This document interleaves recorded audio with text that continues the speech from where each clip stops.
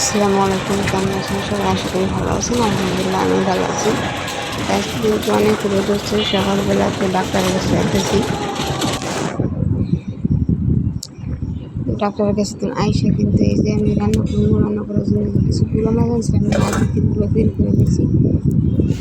তো বের করে নেওয়ার পর দেখি যে কিছু পেঁয়াজ আরও আগে আনছিলাম, আর কালকেও বাজার থেকে অনেকগুলো আনছি। তো এগুলো বের করে দেখলাম কেমন যেন একটু নষ্ট নষ্ট হয়ে গেছে। তো এখন এগুলো কী করবো ভাবতেছি, কাইটা তারপর ব্লেন্ডার করবো। তো এই যে দেখেন ভিতরে কিন্তু অনেক সুন্দর ফ্রেশ, চামড়াটাই শুধু একটু কেমন হয়ে গেছে। তো আমি ওইখান থেকে আসি, ডাক্তার কাছে আসার পর থেকে অনেক ক্লান্ত হয়ে গেছি, এতক্ষণ শুয়ে আসলাম। তো এখন লেবুর শরবত খাইলাম একটু, যে খাওয়া কিন্তু হয়ে গেছে, অল্প একটু আছে। তো শরীরটা কিন্তু অনেক দুর্বল হয়েছে। যাওয়ার সময় গাড়িতে গেছি, আসার সময় হাইটে হেঁটে আসছি, কারণ গাড়িতে গেলে আমার সমস্যা হয়ে যায়। এদিকে কিন্তু ভাতটা আমার বড় গেছে। এই তো এইখানে রান্না করার জন্য কিছু নিরামিষ রান্না করবো, আর ওই শুধু পেঁয়াজ দিয়ে গুঁড়া মাছটা রান্না করবো, এটাই। তো রান্না করার জন্য তো কাইটে কুইটে নিতেছি এখন। আর এই মাসের আগের মাসে কিন্তু আমি ডাক্তারের কাছ থেকে ওষুধ আনছিলাম 1600 টাকা। তো উনি আমার টাকা এসে 16 তারিখে, তো সে কিন্তু ফোন দিয়ে আসছে। তো বলতেছে টাকা দিয়ে যান, নাকি মানুষের সমস্যাও থাকতে পারে। তো আমি 29 তারিখে টাকাটা দিয়ে আসছি যাইয়া। তো সে আবার ফোন দিয়ে আমার স্বামীর কাছে বলছে তুমি রাগারাগি করতেছে। তো সোমবারটা আমি ফোন দিছে, ফোন করছে টাকা দিয়ে আসো না, এখন যে দিয়ে আসো। তো এখন তো আর সন্ধ্যাবেলা তো টাকা দিয়ে আসা সম্ভব না। তারপর গাড়িতে গেছি, যাওয়ার সময় সকালবেলা যা গাড়িতে গেলে কি আবার গাড়ি যখন জোরে টান দেয়, আমার মনে হয় আমার বুকের মধ্যে আতঙ্ক হয়ে যায়। বাচ্চা মানুষ যেমন একটা ভয় পায়, ওরকম ভয় লাগে গাড়িতে গেলে। আর বুকের ভিতর চাপা দিয়া থাকে, কিচ্ছা থাকে। এই কারণে যাওয়ার সময় গাড়িতে গেছে, আসার সময় একদম আস্তে আস্তে হাইটেছি, একদম এইভাবে হাইটেছি, স্লোভাবে। সত্যি আমি আমার পা চলে কি চলে এরকমভাবে আমি হাইটেছি গরমের মধ্যে, আরও বোরখা পরা।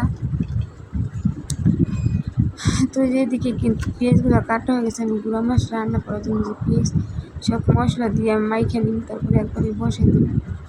তো এই গরমে কিন্তু সুস্থ মানুষই অসুস্থ হয়ে যায়। আমাদের মতো যারা আছে তারা তো আরও বেশি সমস্যা। তো গরমের ভিতর রান্না বান্না করে তারপর কিন্তু একদম হাঁপাই যাই। ঘরে গেলে মনে হয় কি কেমন যেন লাগে, ক্লান্ত লাগে। বসতে শান্তি নেই, খাইতে শান্তি নেই, শুতে শান্তি নেই, কোনোভাবেই কোনো কিছু করে শান্তি পেতেছি না।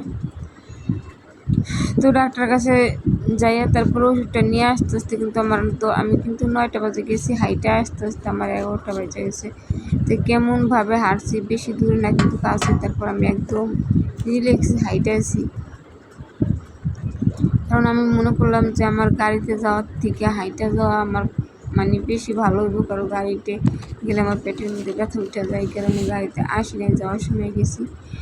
আর ইদানিং কেমন জানি ভয় কাজ করে ভিতরে, গাড়ির মধ্যে গেলে পুলিশের মধ্যে চাপ খায়।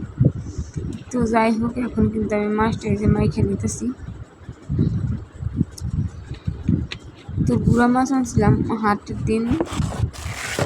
ডাক্তার বলছে গুঁড়া মাছ, ছোটো মাছ খাইতে। তো কোনো মাছই ভালো লাগে না মুখে, কিন্তু স্বাদ না থাকলে কিছুই ভালো লাগে না। গুঁড়া পাও বড় পাও কিছুই ভালো লাগে না। তো এখন যেহেতু গরমের মধ্যে আরও সব কিছু অশান্তি। আর ডালটা একটু ভালো লাগে বেশি, পাতলা ডাল। তো ডাল তো আর সবসময় খাওয়া যায় না, যেহেতু আরও মানুষ আছে ঘরে, তারা তো আর ডাল প্রতিদিন খাবে না। আর আমার 2 পথ রাঁধতে অনেক বেশি কষ্ট হয়ে যায়। 4 পথ রান্নার কোনো আমার এখন সময় নাই। চুলার পাড়ে গেলে মনে হয় তাড়াতাড়ি কোনো সময় উঠুন চুলার পাড় থেকে। এখন সব মশলা, হলুদ, মরিচ, আদা, রসুন সব কিছু দিয়ে তারপরে এখন আমি হাতে ভালোভাবে মাইখে নেব। এই মনে হইতেছে কি বাম হাত দিয়ে মাছটা, কিন্তু বাম হাত না। এত বেশি গরম আমার এই পাকঘরের মধ্যে, কিন্তু এত গরম লাগে না। আমি কিন্তু আগে গরমের সময় রান্না করছি, এত গরম লাগে নাই। আর এখন আমার মনে হয় কি আমি রান্নাঘরে বসতেই পারি না, এত পরিমাণ গরম লাগে। তো এবছর কি গরম বেশি নাকি এটাও বলতে পারতেছি না। আমার শরীরে গরম বেশি না বাস্তবে গরম বেশি জানি না। এই তো এখন আমি মাছগুলো দিয়ে নিতেছি উপরে, ওগুলো মানে একদম বসাই দিই আল্লাহ আসলে কিছুদিন যত ছোটো মাছ তারপর গইলা যাবো। আর একটু বড় বড় মাছ আনতেছি, গরমের দিন মাছের অবস্থা 12টা বেজে যায়। তারপরে যে কিন্তু মাছটা আমি কিনে সব বাজার সদাই কইরা তারপরে মাছ কিনছি। তারপর আইতে আইতে মাছের অবস্থা একদম মানে খারাপ হয়ে গেছে। আর এই মাসে মানে গরম দেখে আর বেশি মাছ কিনে আনি নেই, যেহেতু গরম, এই গরমে মাছ আনতে আনতে সমস্যা হয়ে যাবো। তো ভাবতেছি আমাদের এইখানে কিন্তু যে ভ্যান আসে মাছ নিয়ে আসে, তারপর সবজি মুজি যা আছে সব কিছু নিয়ে আসে, ওইখান থেকে অল্প অল্প করে মানে রেখে রেখে খামো।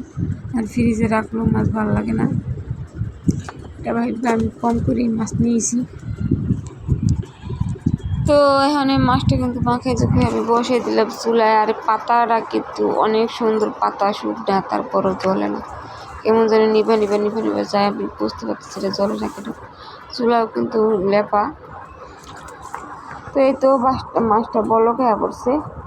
এর মধ্যে আমি এটা হালকা পাতলা কিছু কলমি শাকের পাতা দিয়ে দিলাম। আর এবার কিন্তু চুলা অনেক উঁচা করে বানাইছি, যেহেতু বৃষ্টির দিনে ভিজা যায় এই কারণে।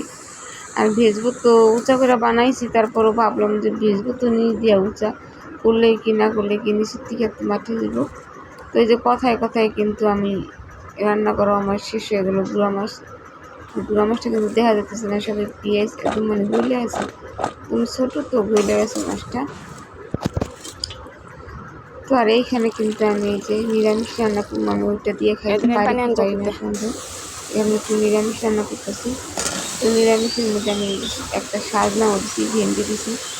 অনেক দিন যাবত কিন্তু ভেন্ডি আমার পাখি করে খাইতে মন চাইতেছে, কিন্তু খাই না, বাজার থেকে আনাও হয় না, দেওয়া হয় না, আনা হয় না। তো কালকে কিন্তু আমি ভেন্ডি নিয়ে আসছি।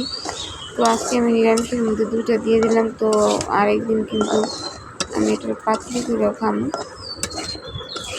এখানে কিছু দুন্দুল বেগুন, তারপরে ভেন্ডি, সাজনা, আলু, মিষ্টি আলু দিছি, আর এমনি গুঁড়ো আলু দিছি, দিয়ে রান্না করতেছি। আর কিছু কলমি শাকও দিছি। তা দেখে কিন্তু এই যে আলুটা কেমন যেন শক্ত শক্ত হয়ে গেছে, গোল আলুটা শুকাই না দেখে নাকি কি জানি না। যাই হোক, বেশি শক্ত না, খাওয়া শুরু করলাম, আমি একটু ঢালাই নিতেছি। আমি কিন্তু নিরামিষ বেশি করে বাগার দিয়ে রান্না করি, মানে এমনি সব কিছু মশলা দিয়ে আগে জাল করে সেদ্ধ করে তারপরে হচ্ছে বাগার দিই। ভালো থাকবেন, সুস্থ থাকবেন।